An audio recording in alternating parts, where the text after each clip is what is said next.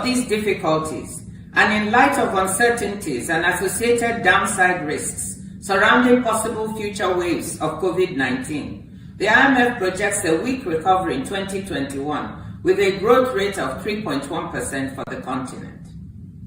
This is lower than the projected global growth rate of 5.2%. As Africa recovers from the health and economic impacts of COVID-19, it must learn from the pandemic.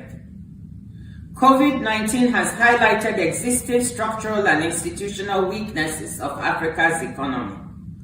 But it has also cast a new light on existing opportunities and opened up new ones. Africa must seize on all these factors to refashion its economy and rebuild it with more resilience. Let me highlight 6 opportunities and approaches for refashioning a post-COVID African economy. First, industrialize Africa. COVID-19 brought into relief Africa's undiversified, commodity-dependent economy. The lack of diversification relates to both products and sources of revenue. The African Union's Agenda 2063 seeks to industrialize the continent, and this objective remains as valid now as it has been. Africa must manufacture more through value addition to the raw materials it exports. The transformation of cocoa into delicious Ivorian chocolates provides a good example. Much has been written about the continent's premature deindustrialization as a result of its inability to compete or keep up with changes in technology in the context of open markets. There is no doubt that African countries need to make the requisite investments in infrastructure, skills, and a conducive business environment if businesses are to improve productivity, decrease unit cost of operation, and enhance competitiveness. The push for industrialization and value-added manufacturing will create good modern jobs for the continent's youthful population, whilst reducing exposure to volatile global commodity markets.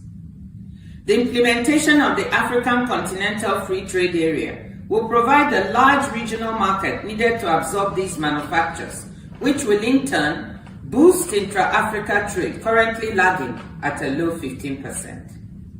COVID-19 has shed light on the concentration in China of global supply chains for medical supplies and equipment. Countries have woken up to their vulnerability, and many are planning to reshore some of these supply chains as part of building resilience to future pandemics. As I said earlier, Africa imports 94% of its pharmaceuticals. This is huge for a continent with a population of 1.3 billion. COVID-19 should provide the opportunity for the continent to develop regional supply chains for pharmaceuticals. South Africa and Nigeria presently have some manufacturing capacity in this area and should boost this. Ethiopia has joined. There is a chance for the continent to also decrease the $45 to $60 billion per annum it spends on food imports by transforming agricultural products for the regional market and for exports. Let me add that diversification of Africa's economy should also include the encouragement of what some have termed smokestackless industries. In agriculture, horticulture is one such area already being pursued successfully by several countries in East Africa, Kenya, Rwanda, Uganda, and Ethiopia. The creative industries, art, fashion, film, entertainment are large job and income generators for young people and should be encouraged. Similarly, information technology, of which we shall discuss more below, is another area. Second, digitize Africa. One of the most interesting opportunities highlighted by the pandemic is the digital economy and society. Digitalization can spur innovation and enhance productivity, all of which is good for economic growth and development. The trend to digital was already there, including in Africa, but it has been accelerated by the advent of COVID-19. From e-commerce to education to health, to the way we communicate and share information, digitalization has taken rapid hold in our lives. There is no going back, and Africa must be part of this new economy and society. Our youth are poised to take advantage of the digital economy. They are far more connected than the rest of the continent. It's estimated that about 44% of them have access to the internet, compared to 15% for the rest of the population. According to a McKinsey report, Africa has been experiencing far-reaching digital transformation. In recent years, the continent has seen the world's fastest rate of new broadband connections, while mobile data traffic was forecast to increase sevenfold between 2017 and 2022. Close quote. In addition, e-commerce has been growing and becoming popular through online platforms such as Jumia. Though mobile money and e-wallets are now commonly used in many countries, there is still a need to develop capacity for online digital payments to underpin the growth of e-commerce. Regular trade in goods and services can also be rendered more efficient by digitalization of customs procedures and other aspects of trade facilitation. The African Continental Free Trade Area has a large chapter on digitization of trade. I do not have to tell you about the potential of digital channels for education. I'm sure you have seen what can be done during the period of this pandemic. The development of online learning can enable us to double or triple access at all levels of education and reach the difficult to reach, especially girls and women or other disadvantaged people in our rural and urban slums. The same thing goes for medicine. The manner in which many of our young people consume medical services. For all this to work, there will need to be continued and sustained investment in ICT infrastructure. It is estimated that both the public and private sector will have to spend up to $100 billion on key ICT infrastructure on the continent by 2030 to achieve universal broadband access. Mobilizing such a sum of about $10 billion a year is within reach. Third, prioritizing micro, medium, and small enterprises. Africa has an estimated 90 million micro, medium, and small enterprises, only 15% of which are formally registered. About half of these MISMEs are owned by women, and MISMEs create most of the jobs in the economy, albeit in the informal sector. A post-COVID African economy must include a concerted approach to assist these micro, medium, and small enterprises. Help them integrate into the formal economy and access domestic, regional, and global value chains. Supporting MISMEs is good economics. It can help foster inclusion and bring women, youth, and other marginalized actors into the mainstream of the economy. Providing access to quick and inexpensive registration services can help entry into the formal sector. Providing access to grants, soft loans, and eventually access to banking relationships is key to help boost and strengthen the enterprises. Mentorship programs, training in quality control and marketing, as well as bookkeeping can help ensure that business owners can grow, create jobs, and manage success. An SME entrepreneurship program we fostered in Nigeria with these characteristics, known as You-Win, was a great success and created over 21,000 jobs. Once enterprises succeed and become grounded businesses, they can form part of the tax base, thereby contributing back to the public purse. Of course, as a finance minister, this would be one of my objectives. Fourth, build infrastructure back better. A post-COVID African economy cannot grow unless there is continued investment in building and maintaining key infrastructure. 2/3 of Africa's infrastructure is yet to be built, be it roads, rail, ports, electricity, or broadband.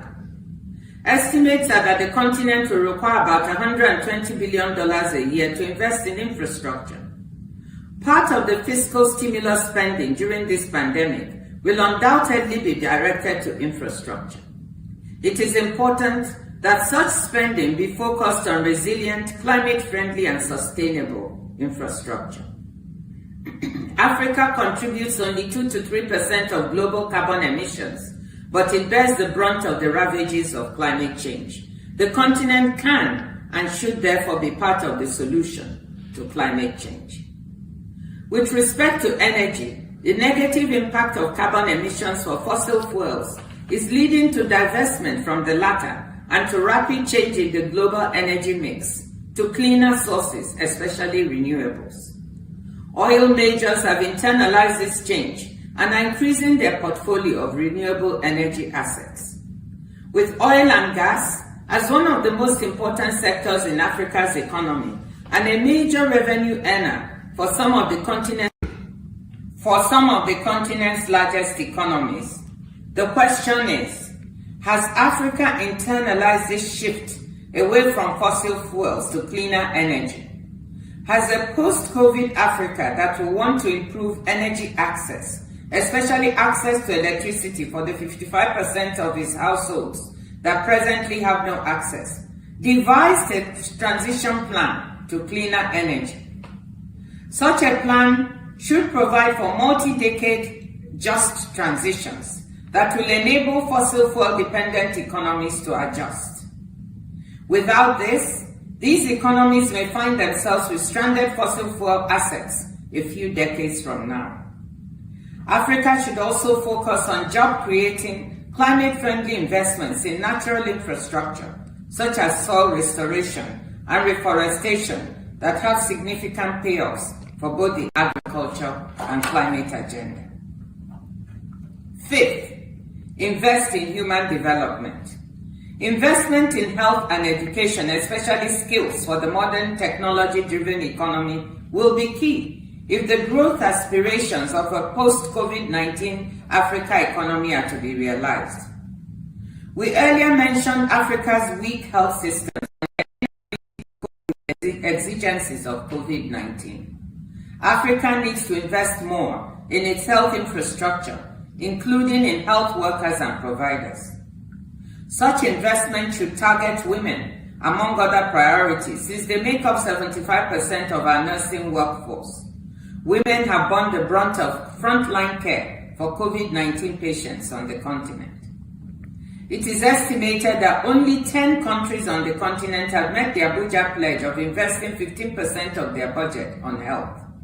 Of the 3% of GDP fiscal stimulus implemented by the continent to fight the pandemic, less than 1% went to the health sector.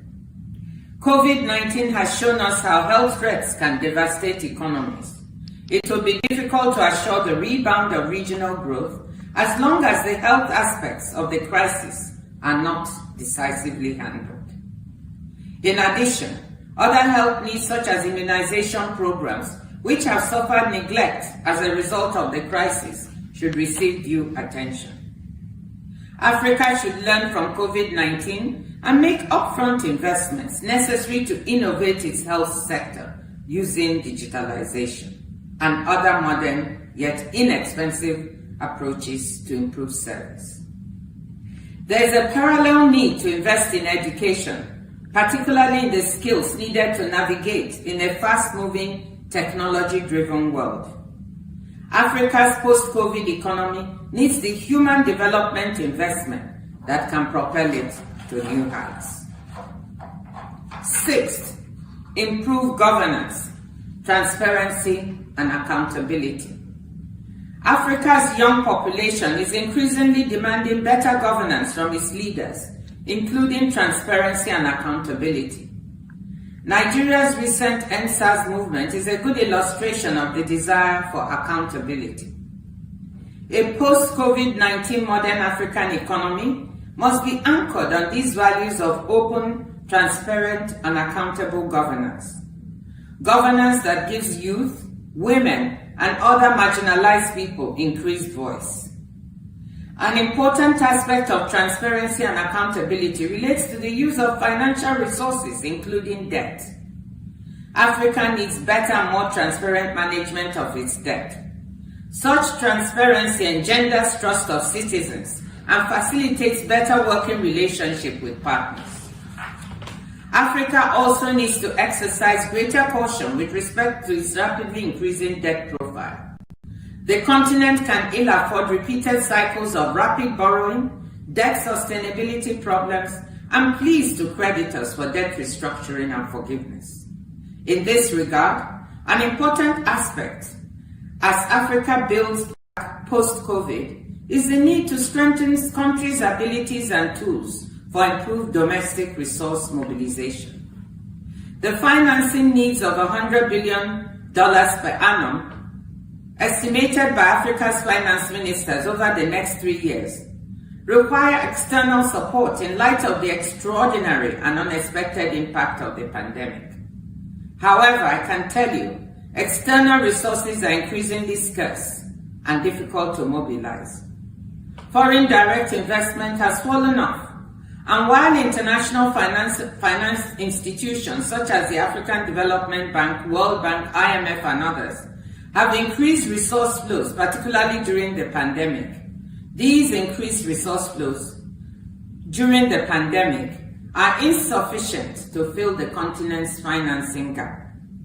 This is why Africa must step up to transform its own economy, boost growth, and rely more than ever on its own internally generated resources. Vice Chancellor, eminent members of the university community, you asked me to speak on the topic of revisiting Africa's economy post-COVID. I have sought to share with you in these remarks that whilst the COVID-19 presents a set of challenges, it also offers opportunities which the continent should seize to reinvent itself and its economy. Given what we have experienced under this pandemic, it cannot be business as usual for Africa. No, it cannot. Africa must transform. Africa must modernize. Africa must create a future that seizes the imagination of its young people and makes them proud of this continent they call home. Thank you, ladies and gentlemen, for listening.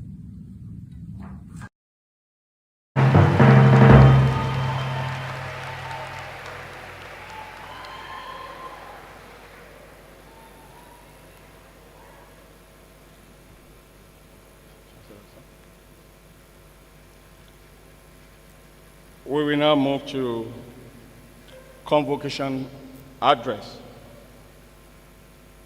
by the Chancellor. Honorable Chancellor, sir, I have the honor to respectfully call upon you to deliver your Convocation address. Chancellor.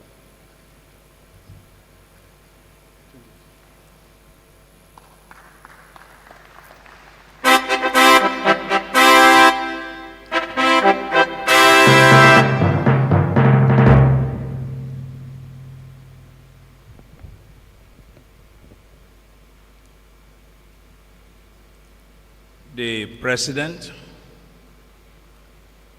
Nigerian Baptist Convention, and President of Christian Association of Nigeria, who is the visitor to Bowen University, Iwo, Reverend Dr. Samson Olashupo Ayokunle, and his wife, Pastor Mrs. Toyin Ayokunle, the Pro-Chancellor, Deacon Oluwole Abegunde, the Vice Chancellor, Professor Joshua Ogunwole, all principal officers of Bowen University, the Kabiyesi is here, all other protocols observed. I bring greetings on behalf of the Nigerian Baptist Convention, owner of Bowen University, on the account of this virtual and, of course, physical presence. As we see this morning, I congratulate every one of you. May the Lord bless you all. This is the first kind of virtual convocation, making it very unique in a way in the annals of Bowen University of Iwo. In view of the uniqueness of this year's convocation, I am believing that unique things. My first congratulatory message goes to today's graduates at the behest of whom we are all gathering today, and their parents or guardians. I can see all of you beaming with smiles because of the great feats you have achieved. You should consider yourself blessed by attending this kind of university, because we are all aware that many universities in our country today are under lockdown. You have received instructions from erudite scholars, both from within and outside of the country, which are some of the best in the world without exaggeration. You have passed all the required courses in your areas of study, and you have been adjudged worthy in learning and in character. So I'm seeing potentials here